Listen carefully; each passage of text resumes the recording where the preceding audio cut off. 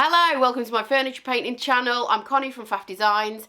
I'm a brand ambassador for Dixie Belle Paint, and every week I paint something different. This piece was a redo, so I'd previously painted it, it sat for a while, it hadn't sold, and I got kind of impatient and wanted to give it a little bit more colour. So I'm going to show you how I did it. Stay tuned and make sure you are subscribed to my channel for more content like this.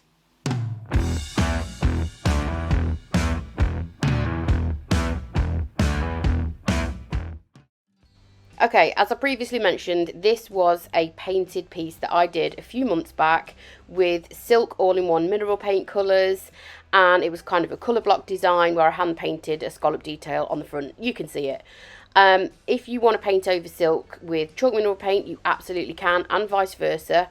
The best thing about it is this piece has been stored in my storage container, which means there is no prep to do because it hasn't been used, it hasn't been had pieces of items put on it, or hands haven't been touching it. So I just grabbed it out of my storage container and set to work painting it in this really pretty blue colour called the Gulf.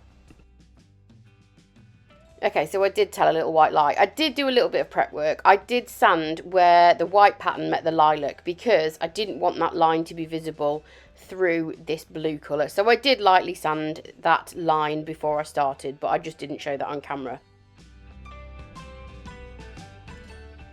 So this turquoisey blue colour is going to be my base colour, and I'm going to paint that all over the piece. For a smooth finish, I am lightly sanding in between coats, so you can see my first coat's dried down. I'm just in the process of getting my second coat on the top there. So I've lightly sanded with a Dixie Belle sanding sponge, and they're equivalent to a 220 grit. And I want a relatively smooth finish for this. I'm not adding any texture or anything, so I'm using a synthetic brush, and that's going to give me a nice smooth finish. I'm also using a spritz of water because Dixie Belle chalk mineral paint absolutely loves a bit of water. It goes much further and it makes the application super smooth.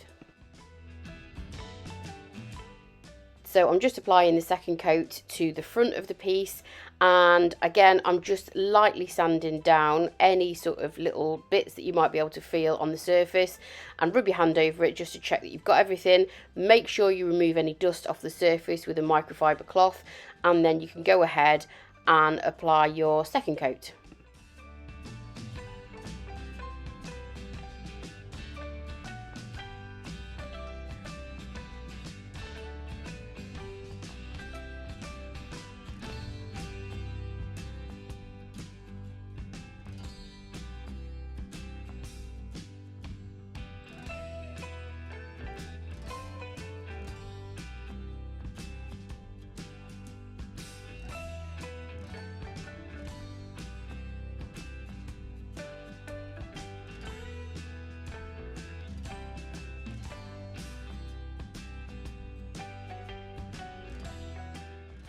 I'm also going to paint the back of this piece. It's not something that I do very often, mainly because most pieces don't need it. I normally just give them a clean and treat them with Big Mama's butter or hemp oil.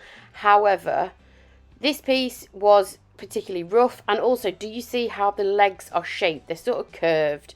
So I felt like I couldn't really make a straight line and not paint the backs of the legs. And then it looked odd without the back being painted and just the backs of the legs being painted. So I thought, whatever, we'll go for it. We'll paint the back. So, because you can see this wood has got a very warm tone to it. It's an orangey kind of reddy tone. I am going to prime with Boss. So Boss is Dixie Belle's water-based stain blocking primer. This one is grey, but it also comes in white and clear.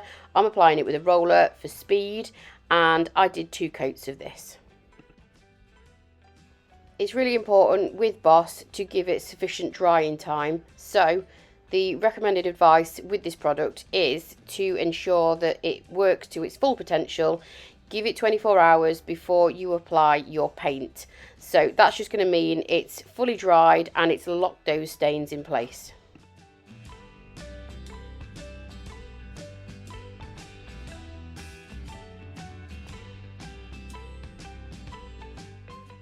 The beauty of video is that we can fast forward. So Fast forward 24 hours, the boss had completely dried. You can see that I started to paint this back in yellow. I thought that was what I was going to do. I'm a big fan of turquoise and yellow together because they just really contrast and worked well together. But I wasn't feeling it on this particular piece. So I changed my mind and instead I went with this more peachy tone, which is called Apricot. Again, it's a Dixie Belle shade. It's from their chalk mineral paint range. And I'm applying it again with a synthetic brush for a smooth finish. I did 2 coats of this as I did in the blue for full coverage, and it's just going to tidy up the back. And I also plan on painting the same colour on the inside of the top part of the cabinet, which has been previously painted in white. So that's going to tie in nicely and sort of give it a little bit of detail.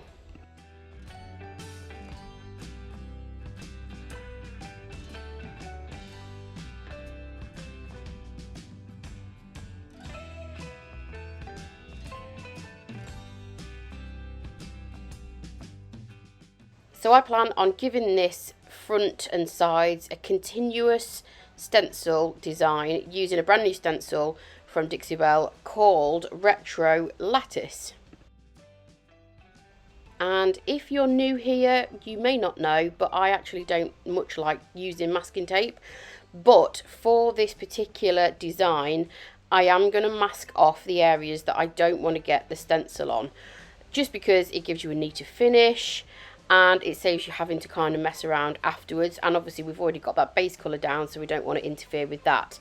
So as you can see, I've already masked off the door frame because I only want to stencil the doors, the drawers and the side panels. So I've obviously masked my door out underneath so that way I'm not going to get any stencil on the areas that I don't want a pattern. And then I'm going to stick my stencil as best I can, as flat as I can. Oh, just having a little snack. Just throw the wrapper as you do. Classy bird, keeping it classy. I'm just going to stick my stencil down with painter's masking tape. Remember, this is a freshly painted surface, so I don't want this to budge anywhere. I've then got some shop cloth. I've put that on my lap. I'm using the colour Fluff, and I've got a Best Dang brush that I'm stenciling with. So to stencil, you need as little paint as possible. The more paint that you have, the more likely you are to get bleed through underneath your stencil. So what you need to do, as I've just shown, is load your brush up with paint.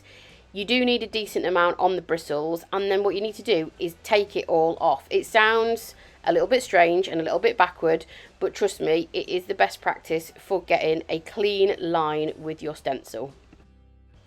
Now obviously, because you have a small amount of paint on your brush, it's likely that you're going to need to keep doing that process over and over again. Don't be tempted to put more paint on your brush to try and get the job done quicker and cover the area quicker, because it's just going to seep underneath your stencil and that causes bleed through, which is when you get a blurry line or paint seepage and the pattern doesn't look great. As you can see, I'm using a swirling motion on this particular stencil.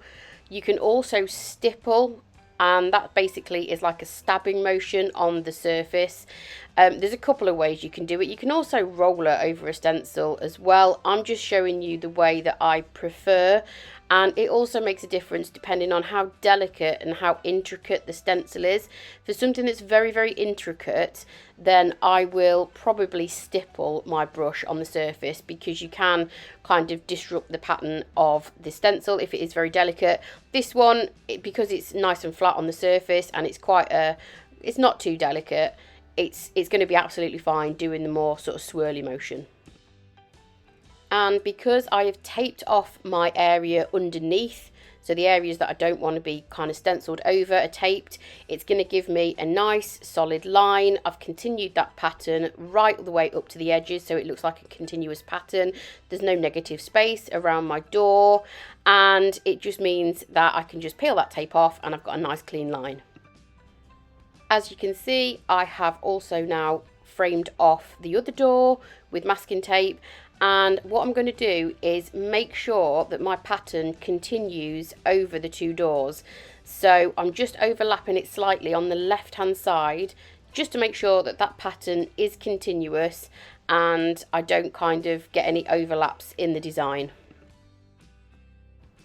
So as you can see on the left hand side, where I'm kind of trying to get it as flat as possible, there is a slight raised piece on the door itself, and that is going to force the stencil to not lay flat on the door front.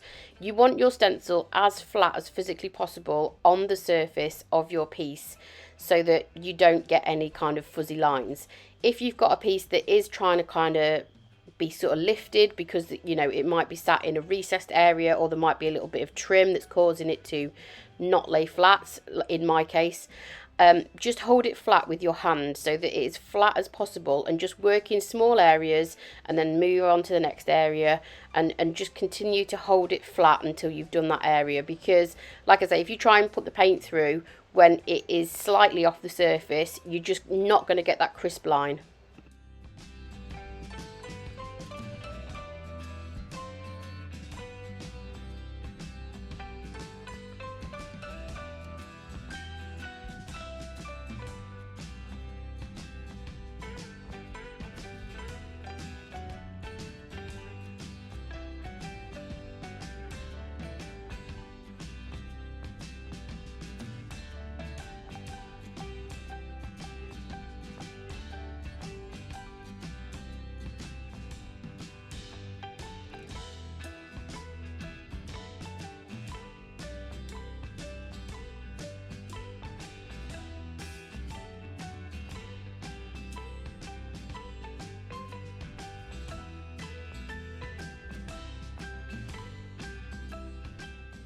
So hopefully when I take this off, you'll be able to see that the design is continuous across those 2 doors. There's no break in the pattern.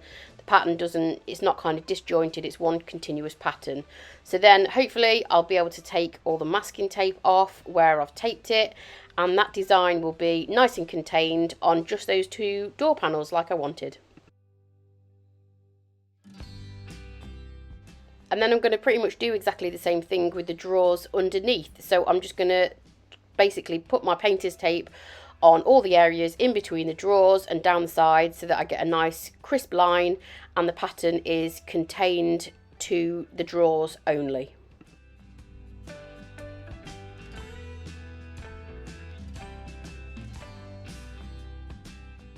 So when I apply my stencil, I'm going to make sure that I line it up with the pattern that's on the door above it.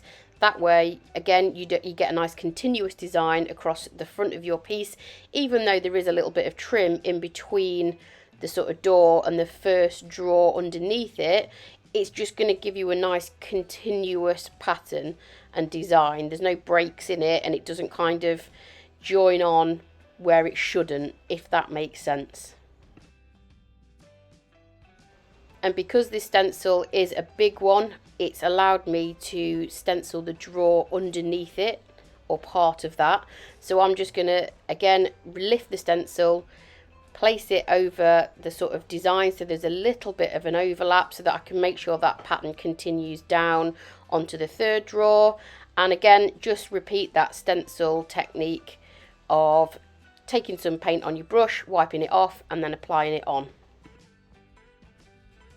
And I just continued that process across the rest of the drawer fronts, as you can see. But I'm going to turn this piece around so that I can show you how I did the side panels, because they are recessed.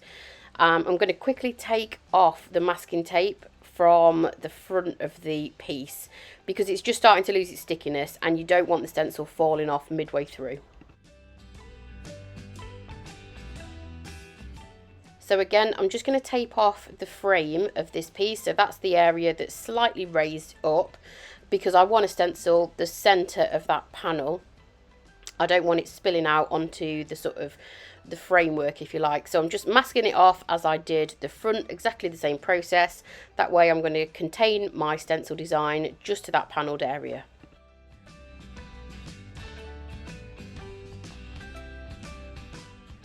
And as you can see, when my camera decides to focus, What it's going to do is force that stencil to not lie flat. Wherever that stencil is going to be kind of overlapping that framework, it's going to force it to kind of have a gap.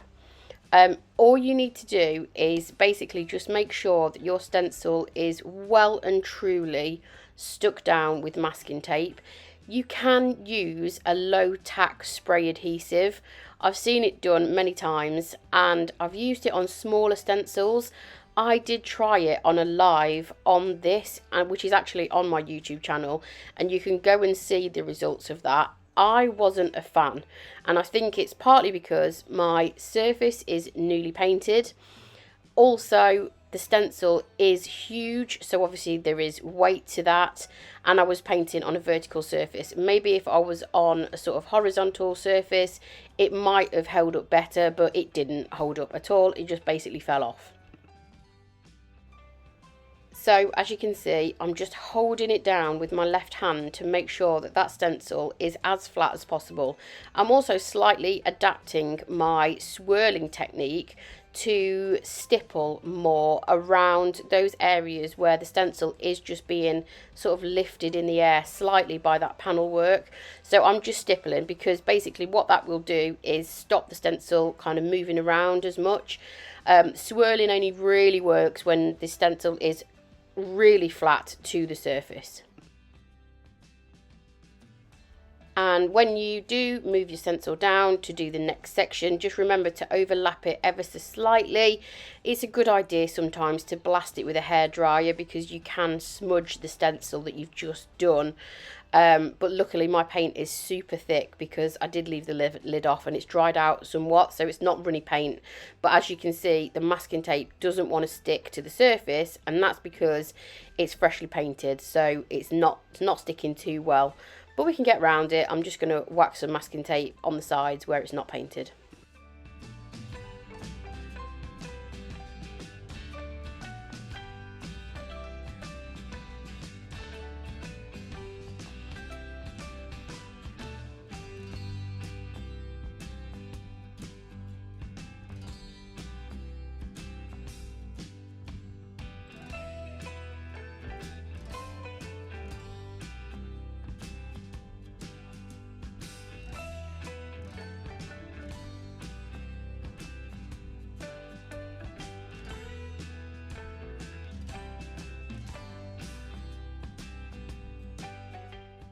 Remember me saying that I wanted to paint the inside of the cabinet the same as the back. I'm going to do that now.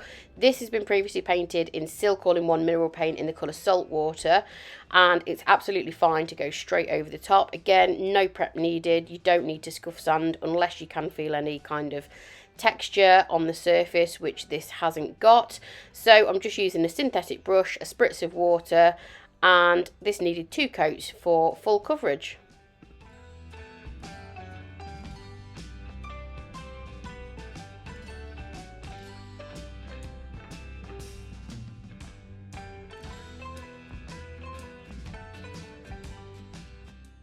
As I was working on the piece, I noticed that the drawers were a little bit sticky, so before I go on to the next step and put it all back together and put the handles on and seal it, etc., I just gave it a very quick once over with Big Mama's butter on the drawer runners, which are solid wood, and the drawer sides, just to make the drawers run a little bit smoother. To finish this project, I am going to give it a wax finish, so I'm using Best Dang Wax in clear, and I'm going to apply it with a sponge, which is my preferred way of applying wax. And I just find it gives you a really smooth, even, consistent finish. You don't get any brush strokes or anything like that. So I just apply some on a sponge, and then I just rub it all over the surface of the piece, making sure it's a nice, even application.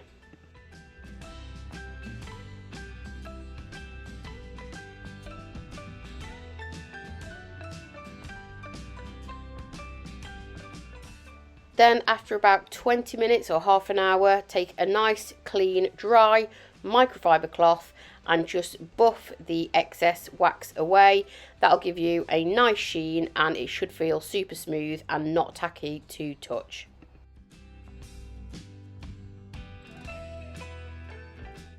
And because the design is quite a busy piece, I decided to just keep the handles super simple and add some plain white ceramic knobs.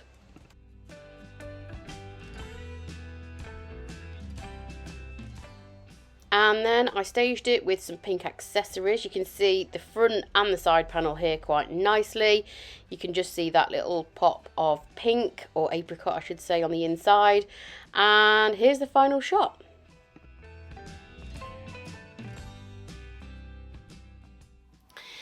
As always, thank you for watching. That's this week's makeover done. Same time next week. Sorry if you can hear church bells in the background. Hopefully you enjoyed this one, and you let me know what you think, whether you prefer it the first time round or whether you prefer this version. I definitely prefer this version. But let me know what you think in the comments, and make sure you hit the subscribe button.